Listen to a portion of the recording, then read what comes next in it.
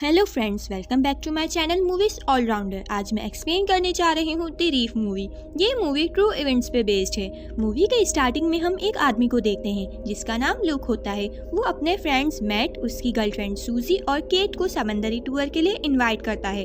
अब वो समंदरी टूर के लिए बोट बुक करवाते हैं। वो लोग इंडोनेशिया जाने का प्लान बनाते हैं। अब वो बोट में बैठकर ट्रिप के लिए निकल जाते हैं। वो लोग इस ट्रिप से काफी खुश होते हैं क्योंकि काफी टाइम बाद वो लोग साथ ट्रिप पर जा रहे थे। वो जिस रास्ते से जा रहे होते हैं वहाँ समंदर में बहुत सारी चट्टानें होती हैं और शार्क्स भी, और वो लोग इस बात से बिल्कुल अनजान होते हैं। रास्ते में वो एक आइलैंड देखते हैं तो वो सब वहाँ जाने का सोचते हैं। उन्होंने अपनी बोट से लाइफ बोट भी अटैच की हुई होती है। अब वो लोग चट्टानों की वजह से बोट को किनारे से कुछ दूर छोड़ते हैं और लाइफ बोट में किनारे की तरफ चले जाते हैं। वहाँ जाकर वो लोग डाइविंग करते हैं। डाइविंग करते हुए समंदर में केट को शार्क बेबी नजर आती है और वो साइज में छोटी होती है तो वो उसका जिक्र किसी से नहीं करती। कुछ देर बाद वो लोग आइलैंड पर बैठ जाते हैं। तभी वॉरेन उन्हें आवाज लगाता है और फिर जब वो वापस आ रहे होते हैं तो चट्टानों की वजह से उनकी लाइफ बोट भी फट जाती है और वो यूजलेस हो जाती है। अब वो सब वापस बोट में आ जाते हैं। वॉरेन उन्हें बताता है कि बोट चट्टान में फंस गई है।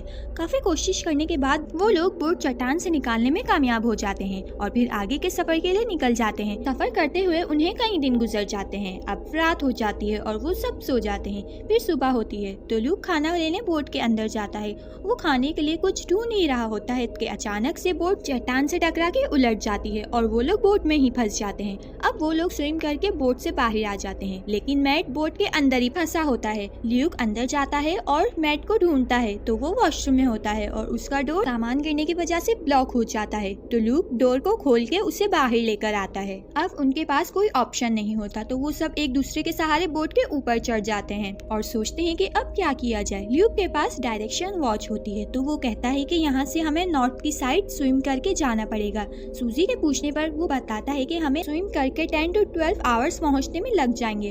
और ल्यूक ये भी बताता है कि शायद उस रास्ते शार्क्स भी हो सकती हैं। उनका सारा सामान इवन के फूड भी पानी में बह जाता है, लेकिन वॉरेन कहता है कि तुम लोग जाओ, मैं यहीं रहूंगा। अब ल्यूक और मैट वापस बोट में जाकर जरूरत का सामान ले लेते हैं और स्विम करके डायरेक्शन की तरफ जाने लगते हैं। पहले केट जाने से मना करती है। उनके थोड़ा दूर जाने के बाद वो भी जाने के लिए रेडी हो जाती है।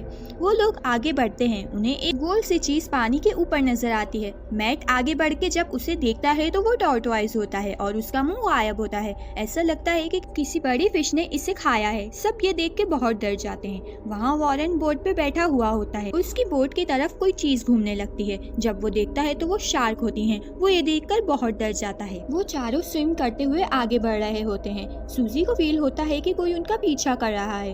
वो सबसे कहती है तो मैट और ल्यू पानी में अंदर जाकर देखते हैं, लेकिन उन्हें कुछ नजर नहीं आता। मैट उससे कहता है कि ये तुम्हारा वहम है और उसे आगे बढ़ने को कहता है। अब वो सब स्विम करते हुए आगे बढ़ रहे होते हैं। ल्यूक पानी में देखते हुए स्विम कर रहा होता है तो उसे बहुत बड़ी शार्क नजर आती है। वो सबको बताता है। अब सब एक साथ हो जाते हैं और शार्क उनकी तरफ आकर उनके पास घूमने लगती है। वो सब बहुत घबरा जाते हैं और डरने लगते हैं। शार्क दूर चली जाती है तो मैट तेजी से स्विम करके बोर्ड लेने जाता है तो पीछे से शार्क आके उसे जख्मी कर देती है। वो तीनों स्विम करके मैट के पास जाते हैं, लेकिन वो मर जाता है। ल्यूक सूजी और कैट से आगे बढ़ने को कहता है क्योंकि उसे पता था कि मैट का खून बहने की वजह से शार्क उसके पास वापस आएगी। और अब वो तीनों आगे बढ़ते हैं और ल्यूक पीछे देखता है कि शार्क मैट की बाकी बॉडी भी खा गई है। मैट और सूजी बहुत शॉक्ड होते हैं। अब रात होती है और जैसे तैसे करके रात भी गुजर जाती है। सुबह होते ही सूजी बहुत दूर एक आइलैंड देखती है और वो ल्यूक और कैट को बताती है। वो आइलैंड देख के बहुत खुश होते हैं और आगे बढ़ने लगते हैं। वो आइलैंड से कुछ ही दूर होते हैं तो उनके सामने शार्क आ जाती है और वो सूजी पे अटैक करती है और उसे खा जाती है। अब सिर्फ ल्यूक और कैट बचते हैं। केट के पाँव पे चोट लगती है क्योंकि वहाँ बहुत सारी चट्टानें होती हैं तो वो एक चट्टान पे बैठते हैं और ल्यूक उसकी चोट को कवर करता है। फिर कैट ल्यूक से प्यार का इजहार करती है। अब दोनों तेजी से आगे बढ़ रहे होते हैं। हम देखते हैं कि शार्क उनका पीछा कर रही होती है। वो लोग आइलैंड तक पहुंचकर देखते हैं कि ये आइलैंड नहीं बल्कि बड़ी चट्टानें हैं। तो ल्यूक पहले कैट को बहुत मुश्किल से ऊपर चढ़ाता है क्योंकि चट्टान बहुत स्लिपरी हो रही होती हैं। फिर कैट ल्यूक को ऊपर खींचती है।